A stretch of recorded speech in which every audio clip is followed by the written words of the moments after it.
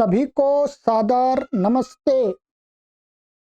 सनातन वैदिक धर्म YouTube channel में आप सभी का हार्दिक अभिनंदन है। मित्रों, आज मैं आपके समक्ष एक श्लोक को लेकर के उपस्थित हुआ हूं। श्लोक बहुत ही महत्वपूर्ण है। वह श्लोक कहाँ का है इसका कोई पता नहीं है। वास्तव में कहीं पर ये श्लोक आया है, परंतु ये बहुत अच्छी शिक्षा देने वाला है। श्लोक मैं आपको सुनाता हूं, आप लिख भी सकते हैं और मैं 2-3 बार आपके साथ उसका उच्चारण अवश्य कर दूंगा, परंतु श्लोक का अर्थ हमें ध्यान से सुनना है। श्लोककार कहते हैं, यथा खरश्चंदन भारवाही भारस्य वेत्ता न तु चंदनस्य एवं हि शास्त्राणि बहून्यधीत्य चार्थेषु मूढ़ाः खरवद्वहन्ति। पहले अर्थ सुन लीजिएगा, फिर आपको आराम से श्लोक का उच्चारण भी करा देंगे।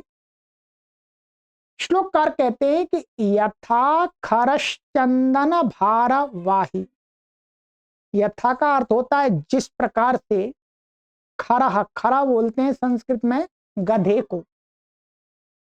गधे को क्या बोलते हैं? खरा। जिस प्रकार से गधा, कैसा गधा? कहते चंदन भारवाही, माने अपनी पीठ पर चंदन का गट्टर लेकर के चलने वाला गधा। अर्थात ऐसा गधा जिसके ऊपर उसके मालिक ने चंदन की लकड़ियों का गट्टर बना करके रखा हुआ है कहीं दूसरी जगह ले जाने के लिए। तो कहते ऐसा गधा क्या है? भारस्य वेत्ता। वो केवल उस चंदन के गट्टर के भार को ही अनुभव करता है कि भाई इसमें इतना वजन है जी, बड़ा कष्ट हो रहा है। न तो चंदनस्य, परंतु उसको ये ज्ञान नहीं हो पाता है कि ये चंदन इतना मूल्यवान है। चंदन विशेष वस्तु है, विशेष लकड़ी है, ये सामान्य लकड़ी नहीं है। वो ये भेद नहीं कर पाता।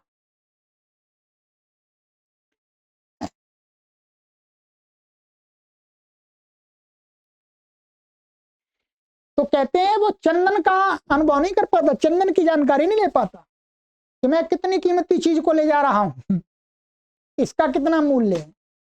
कहते एवं ही, इसी प्रकार से, शास्त्राणि बहूनि अधीत्य।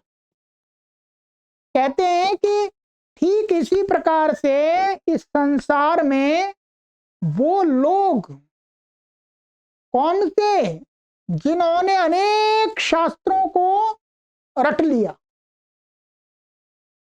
अनेक शास्त्रों का पारायण कर दिया, चारों वेदों का पारायण कर दिया, उपनिषदों का पारायण कर दिया, गीता का पारायण कर दिया, रामायण महाभारत का पारायण कर दिया और भी न जाने कितने स्तोत्रों का पारायण कर दिया। कहते एवं ही शास्त्राणि बहूनि अधीत्य। बहुत शास्त्रों का इस प्रकार से पारायण करके चार्थेषु मूढ़ाः, परंतु जो कुछ पारायण किया, पढ़ा, उसका अर्थ पता नहीं है जी। गीता आरंभ से लेकर के अंत तक खूब पढ़ के मारी, खूब माने खूब पढ़ दी और रट लिया उसको पूरा, परंतु उसके श्लोक का अर्थ ज्ञात नहीं हुआ।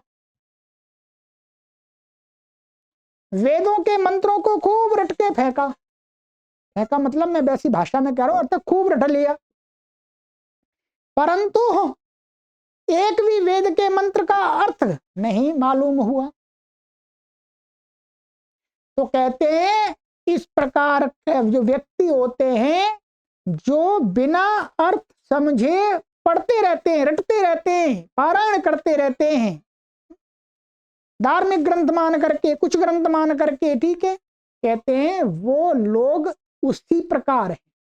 किस प्रकार? कहते हैं खरवद वहंती, बस वो उस गधे के समान, जैसे गधा वजन कोई ढोता रहता है, उसको चंदन का कोई मूल्य मालूम नहीं पड़ता, चंदन से कोई लाभ नहीं ले सकता। ठीक इसी प्रकार से जो व्यक्ति शास्त्रों को ही पारायण करता रहता है, उनको रटता रहता है, और वो उसके अर्थ को जानने की चेष्टा नहीं करता है, तो दोनों समान है। अर्थात कोई शास्त्रों से उसको लाभ नहीं होगा। कहने का तात्पर्य है जैसे गधे को चाहे वो चंदन की लकड़ी ले जाए, चाहे ले जाए आम की, चाहे ले जाए वो घास फूस, उसके लिए तो बराबर है।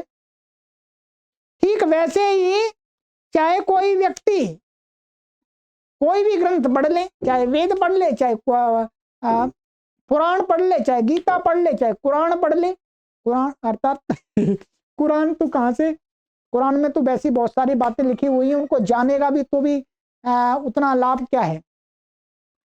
तो परंतु कहने का तात्पर्य है कि मात्र रटने से, पारायण करने से विद्या का कोई लाभ नहीं होता है। उसके अर्थ को हमें जानने की चेष्टा करनी चाहिए, जिससे हम अपने जीवन में उसको उपयोग भी कर सकें, तभी तो लाभ होगा।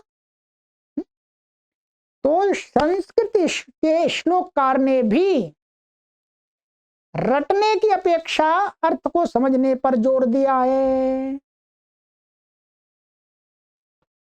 चाहे हम थोड़ा पढ़ें परंतु हमें उसका अर्थ आना चाहिए, चाहे गीता के हम 10 श्लोक पढ़ें परंतु हमें 10 श्लोकों का अर्थ तो आना चाहिए, समझना चाहिए। तो कोई भी चीज हम पढ़ें अर्थ सहित पढ़ें, तब उसका हमको लाभ है, तभी हम उस खर से अलग हो पाएंगे। तो ये शिक्षा देता है, ये श्लोककार यही शिक्षा दे रहे हैं। उससे तुलना करके, गधे से तुलना करके, कि गधे जैसे नहीं बनना है भाई हमको, क्या ढोते ही जा रहे हैं, ढोते ही जा रहे हैं, नहीं, ढोने वाला नहीं बनना है, उसको समझ करके जीवन में लाभ लेने वाला बनना है, तभी तो मनुष्य हम कहलाएंगे। तो आइएगा मित्रों, यदि आपको ऐसा लगता है तो आप अवश्य जो कुछ भी पढ़ें उसको पहले समझें। चाहे आप गीता के 4 श्लोक पढ़ें, चाहे 2 श्लोक पढ़ें, परंतु उनके अर्थों को अवश्य जानें। वेद के 2 मंत्र पढ़ें परंतु उनके अर्थों को अवश्य जानें। ठीक, मात्र पारायण घोटम घोटा ना करते रहें जी। ठीक है, चलिए, तो घोटम घोटा का निषेध कर दिया है, वो उससे हमारे बुद्धि का विकास नहीं होता, उससे हम किसी भी चीज से लाभ नहीं ले पाते। कहने का तात्पर्य ये है। ठीक है, चलिएगा, और आगे नए श्लोक के साथ मिलते हैं। आपको ये श्लोक अच्छा लगा हो तो अवश्य शेयर कर दीजिएगा। इस श्लोक को मैंने टाइपिंग करके वीडियो के डिस्क्रिप्शन में डाल दिया है, वहां से आप अपने कॉपी पर भी लिख सकते हैं। अर्थ मैंने आपको समझा दिया है। ठीक है, अब मेरे साथ 2-3 बार इसका उच्चारण कर लीजिएगा, बोलिएगा। यथा खरश्चंदन भारवाही भारस्य वेत्ता न तु चंदनस्य एवं हि शास्त्राणि बहून्यधीत्य चार्थेषु मूढ़ाः खरवद्वहन्ति। यथा खरश्चंदन भारवाही भारस्य वेत्ता न तु चंदनस्य एवं हि शास्त्राणि बहून्यधीत्य चार्थेषु मूढ़ाः खरवद्वहन्ति। एक बार और पढ़ लीजिएगा, इतने में तो आप लिख भी सकते हैं। यथा खरश्चंदन भारवाही भारस्य वेत्ता न तु चंदनस्य एवं हि शास्त्राणि बहून्यधीत्य चार्थेषु मूढ़ाः खरवद्वहन्ति। चलिएगा, बहुत आनंद आया, हमको तो बहुत आनंद आया जी।